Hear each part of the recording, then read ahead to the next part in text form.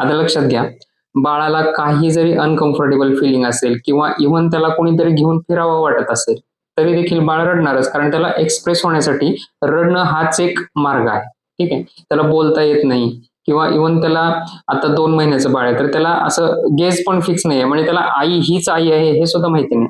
मग बाळाला आई कशी कळते?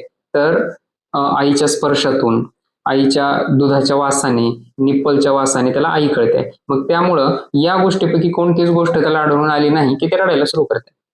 आता पिता-पिता काढल्यानंतर का रडतंय बाळ? कारण कदाचित जसं की मी तुम्हाला सांगितलं, की निप्पलच्या वासाने, निप्पल तोंडात धरून सक करताना त्याला आई जवळ असल्याची फिलिंग मिळते आणि त्याच्यामुळं जेव्हा-जेव्हा बाळाला आईच्या ऊब लागणार आहे, जसं म्हणजे थोडक्यात काय, की आई जवळ लागणार आहे, त्यावेळी ते पीत राहणार.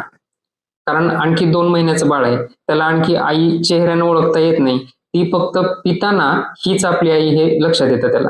त्यामुळे मग काय करतात बरेच बाळं तासंतास स्तन तोंडात धरून ते चोखत राहतात किंवा कधी-कधी पिता-पिता झोपून जातात आणि जेव्हा आई बाजूला काढायचा प्रयत्न करते, त्यावेळी त्यांना आई दूर गेल्याची फिलिंग येते.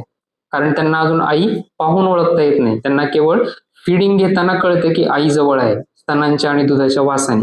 त्यामुळे जेव्हा आई खाली ठेवायचा प्रयत्न करते अंगावरून, त्यावेळी आई दूर गेल्यासारखी वाटते आणि मग ते रडायला लागतात.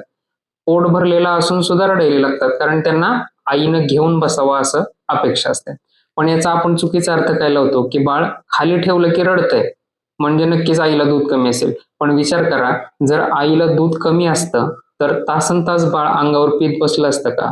जर बाळ ओढतंय पण दूध येत नाहीये, त्यावेळी बाळ लॅच होऊन राहत नाही. बाळ सोडून देतं. मग ज्या मातांचं तुमच्यासारखंच, तुमचं सुद्धा अर्धा-अर्धा, 1-1 तास सलग पिताय, याचा अर्थ अर्धा-अर्धा, 1-1 तास आईला दूध येतंय आणि मग इतकं दूध असेल तर वरचं दूध द्यायची गरज काय? आईचंच दूध फ्रिक्वेंटली पाजा.